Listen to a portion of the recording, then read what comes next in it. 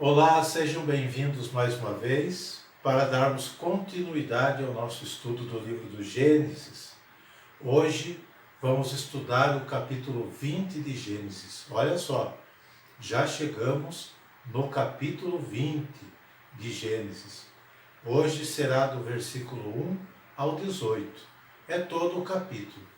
Vocês notaram que tem capítulos que são maiores, que são mais extensos, e tem capítulos que são curtos, como esse, são só 18 versículos no capítulo 18, né? Mas o importante é fazermos uma boa leitura, com bastante atenção nas suas palavras, nas suas frases, e depois estudar o capítulo, ok? Então, pegue a sua Bíblia, se você ainda não pegou, é o nosso instrumento de estudo, né? Muito importante. Pode também, como eu sempre digo, ter uma caneta junto para você grifar. Não tenha medo. Não tenha medo de riscar a sua Bíblia. Não tenha medo de escrever na sua Bíblia. Não é pecado não, viu? Não tem nada de errado nisso. Aliás, na faculdade, nossa Bíblia, quando chega novinha, ao final de 4 anos, ela sai toda rabiscada. Toda riscada. Toda escrita nas suas bordas. Isso é importante, tá? Porque nunca mais a gente esquece aquilo que estudou. Quando nós voltarmos a ler aquele texto, nós vamos relembrar. Esse é o sentido pedagógico de anotar, de grifar, de escrever na borda, tá? Não tem nada demais, não tem erro nenhum, repito. Não é pecado, tá? Pega a sua Bíblia, abre no capítulo 20 de Gênesis, versículos de 1 a 8. E assim nós começaremos a fazer a leitura e o estudo deste capítulo. Vamos lá então? Podemos começar? Vamos lá. Abraão partiu dali para a região do Neguebe. Estabeleceu-se entre Cádiz e Sur, e viveu algum tempo em Gerara. Ele dizia de Sara, sua mulher, que ela era sua irmã. Abimeleque, rei de Gerara, arrebatou-lhe. Mas Deus apareceu em sonhos a Abimeleque e disse: vais morrer por causa da mulher que roubaste, porque é casada. Abimeleque, que não a tinha tocado, disse: Senhor, fareis perecer mesmo inocentes? Não me disse ele que ela era sua irmã? E ela mesma me disse: é meu irmão. É na simplicidade do meu coração e com as mãos puras que fiz isso. Deus disse-lhe em sonhos: sei que é na simplicidade do teu coração que agiste assim. Por isso preservei-te de pecar contra mim e não deixei que a tocasse. Devolve agora a mulher deste homem, que é profeta, e ele rogará por ti para que conserves a vida. Mas, se não a devolveres, sabes que morrerás seguramente, tu e todos os teus.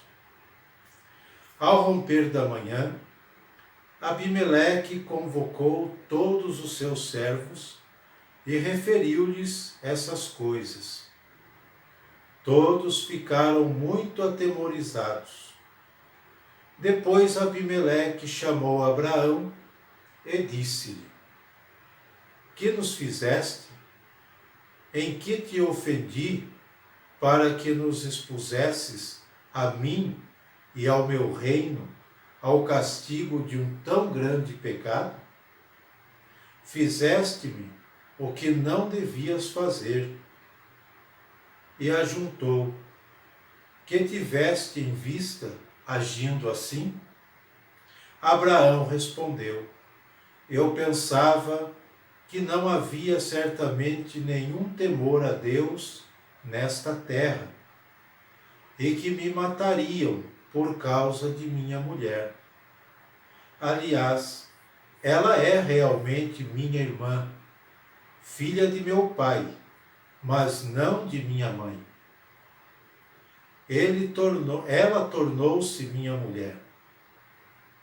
Quando Deus me tirou da casa de meu pai, eu lhe disse: faze-me esta graça. Onde quer que formos, dirás de mim que sou teu irmão. Tomou então Abimeleque ovelhas, bois, servos e servas, e deu-os a Abraão, ao mesmo tempo que lhe devolvia Sara, sua mulher.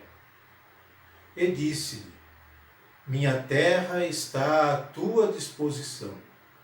Fixa-te onde quiseres.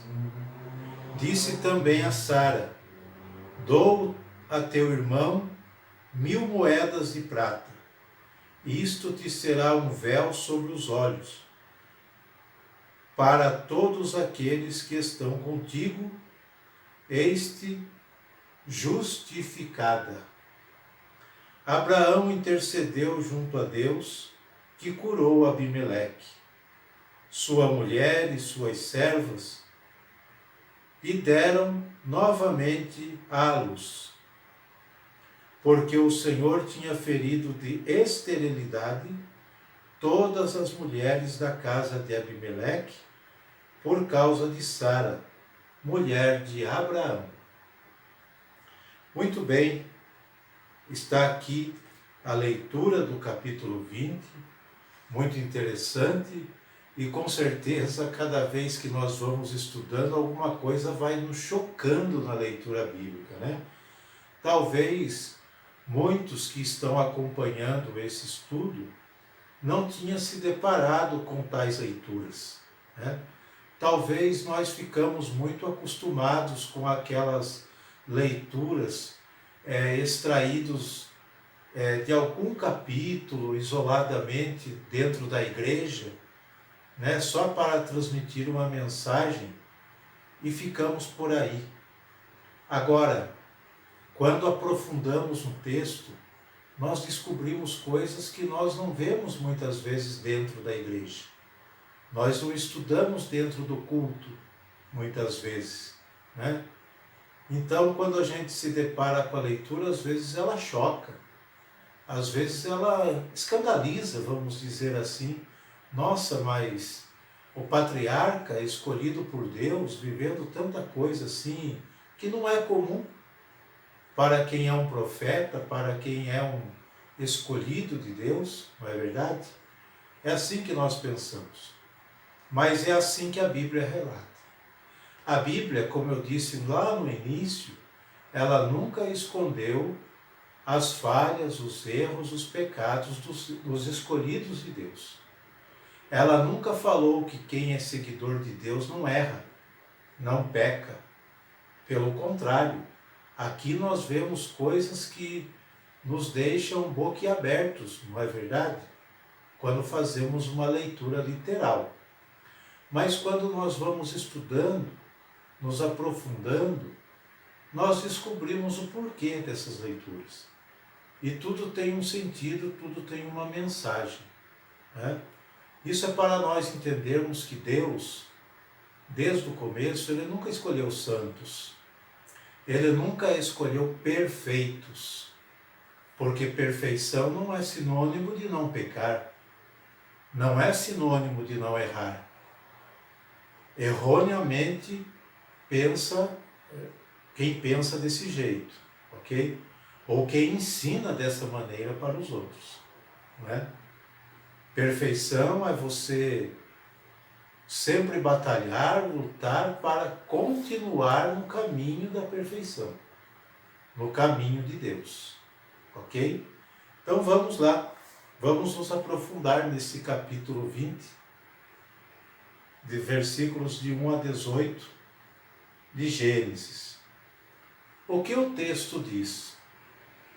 O capítulo 20 de Gênesis nos mostra o movimento do patriarca Abraão pela região do Negueb.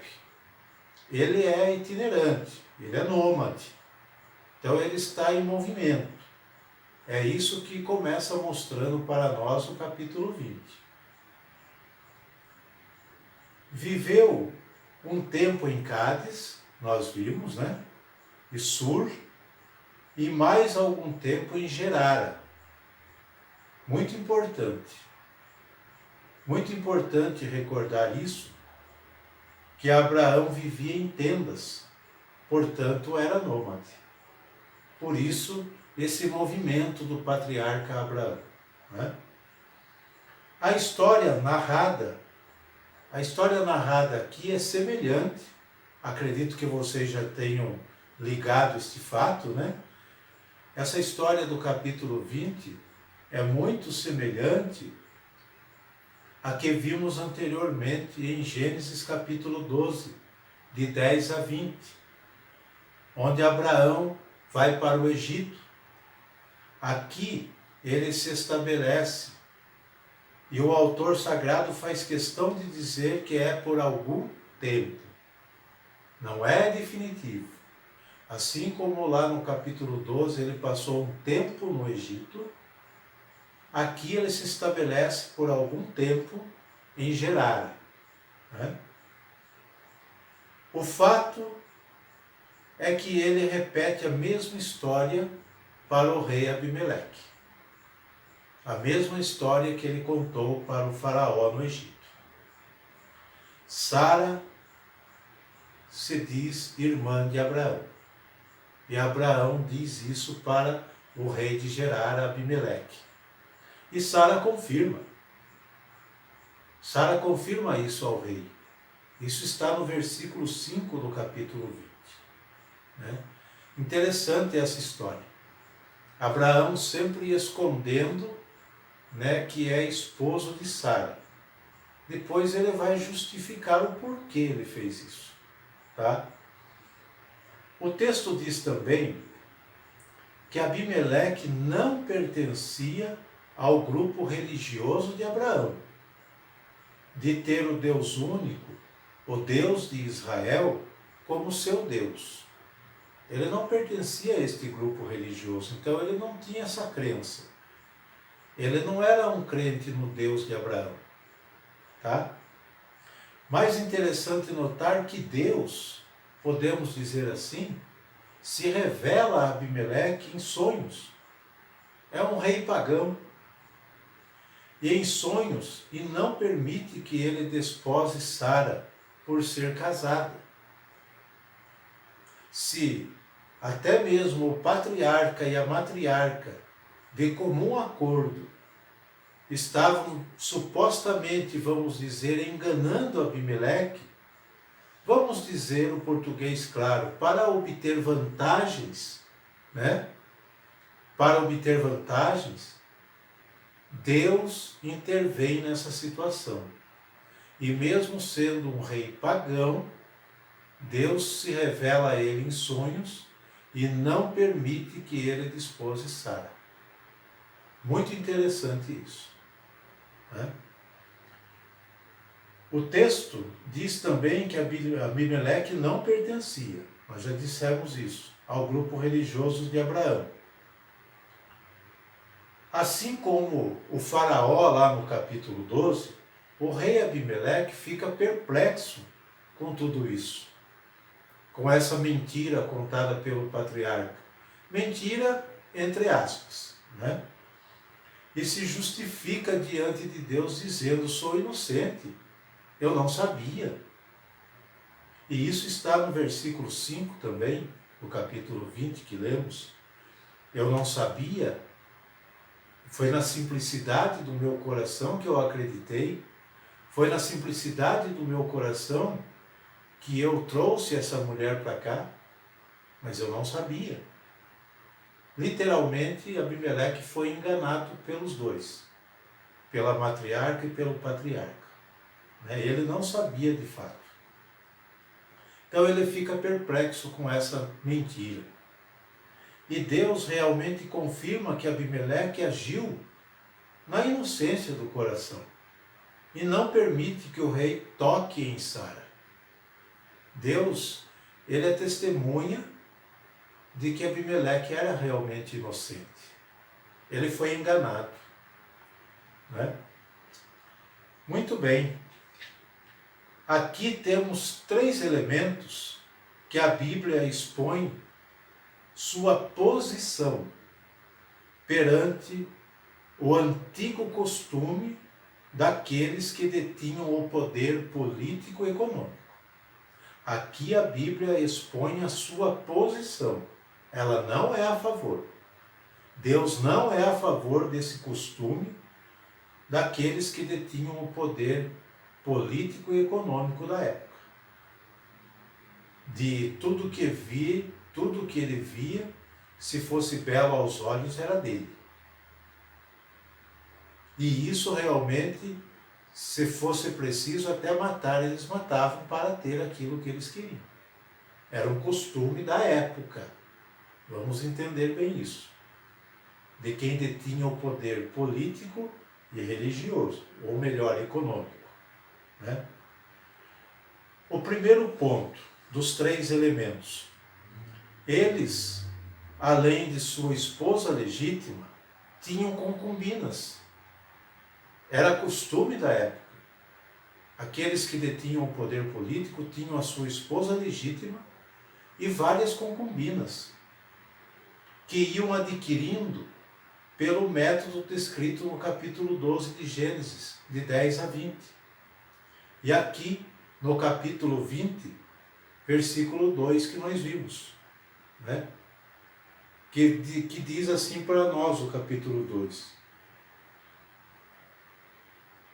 Vamos ler o 1 primeiro para a gente entender. Abraão partiu dali para a região do Negueb. Estabeleceu-se entre Cádiz e Sur, e viveu algum tempo em Gerara. Ele dizia de Sara, sua mulher, que era sua irmã. Abimeleque, rei político de Gerara, arrebatou-lhe, tomou para si. É sua irmã, agora é minha esposa. Entendeu? Esse era o costume da época. Então a Bíblia está expondo a sua posição sobre esse costume. Não está de acordo com isso. Deus não está de acordo com esta realidade. É bom entender isso, tá? Por que a Bíblia conta este fato? É para denunciar algo que vai contra a vontade de Deus, tá? Muito bem. Esse é o primeiro ponto. Além deles terem sua esposa legítima, tinham várias concubinas que iam adquirindo deste modo, tá? A tradição bíblica procura corrigir tal costume no povo hebreu, no povo escolhido, para que o povo eleito não caia neste costume. Não haja desta maneira. Por isso a Bíblia coloca este fato, para corrigir esse costume. É pedagógico, tá? O segundo ponto é a maneira de superar e corrigir uma antiga prática em Israel, que admite matrimônios no grau de parentesco. E vocês notaram aqui que realmente quando Abraão, o grau de parentesco referido por Abraão a Abimeleque, está no versículo 12. Qual é o grau de parentesco que Abraão tinha com Sara? Eram irmãos, por parte de pai. Então, o costume antigo, a prática antiga de Israel permitia tal união. Então a Bíblia está corrigindo esse fato também, falando, não é legal isso.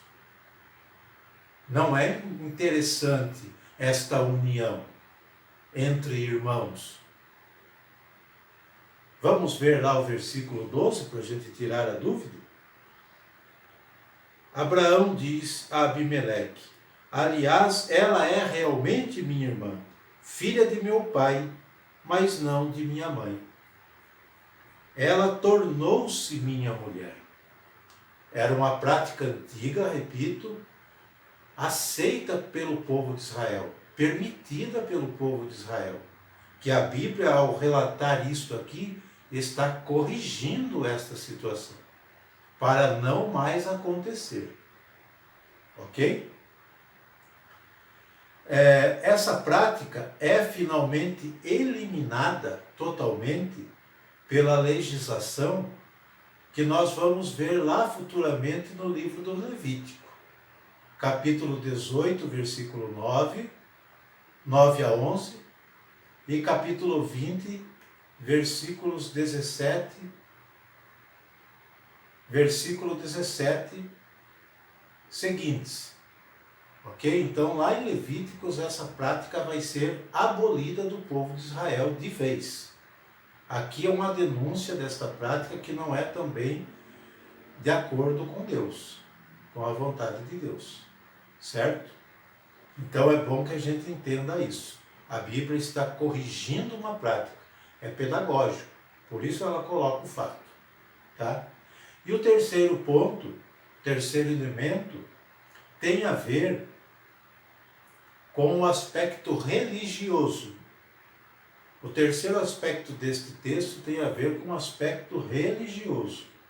O texto constata que Deus também é conhecido e respeitado fora do círculo de Abraão. Já conhecem o nome do Deus do povo de Abraão, do povo de Israel, do Deus de Abraão. Pode ser que não tenham tanta intimidade com esse Deus.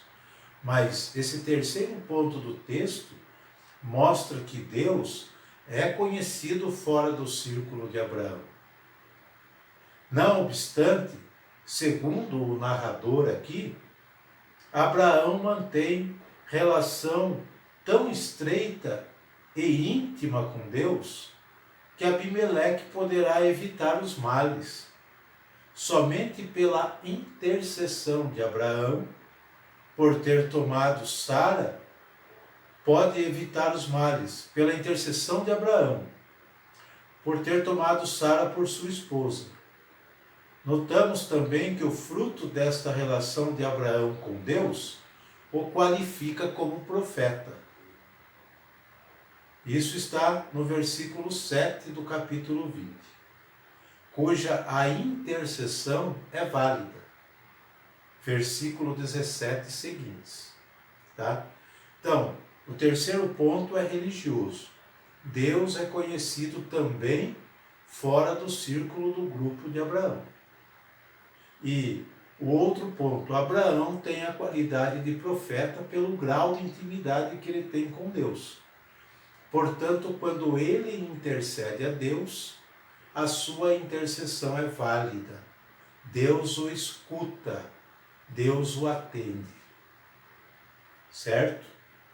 Reflete aqui nesse texto o modo de pensar de uma época, na qual o povo já acumulara longa experiência em relação à figura e o papel dos profetas.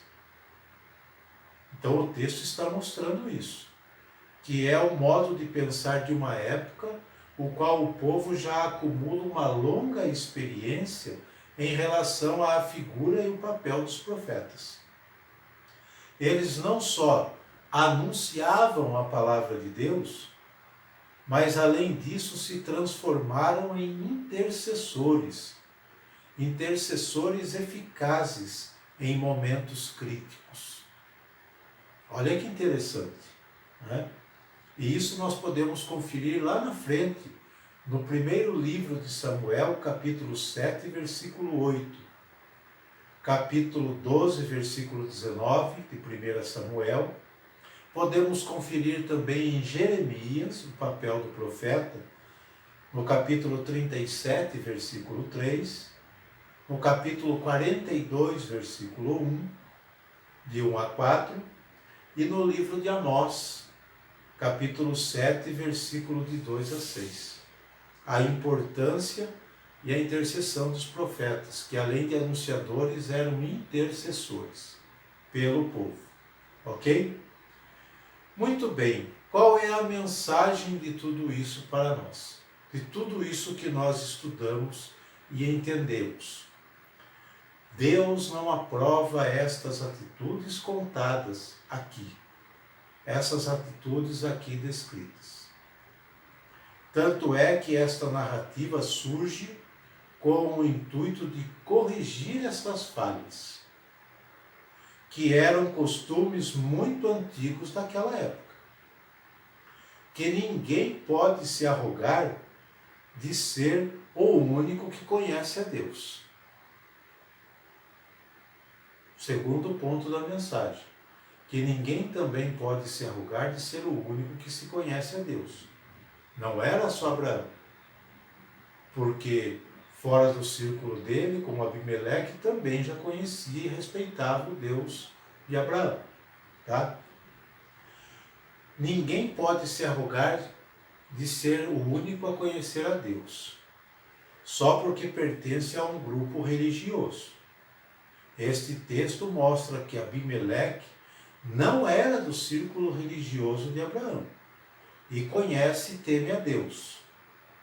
E ao que o texto mostra, até mais que o próprio patriarca Abraão. Por quê? Abimeleque ficou chocado com a situação, de medo de ofender a Deus, com a atitude que ele ia tomar. E esse jeito de Abimeleque agir mostra que ele respeitou mais a Deus, até mais do que o próprio patriarca. Não podemos negar isso, tá? Portanto, pertencer a um grupo religioso não quer dizer que Deus seja levado a sério muitas vezes. Eu posso pertencer a um grupo religioso, a determinada religião, mas eu posso só estar ali como um evento social.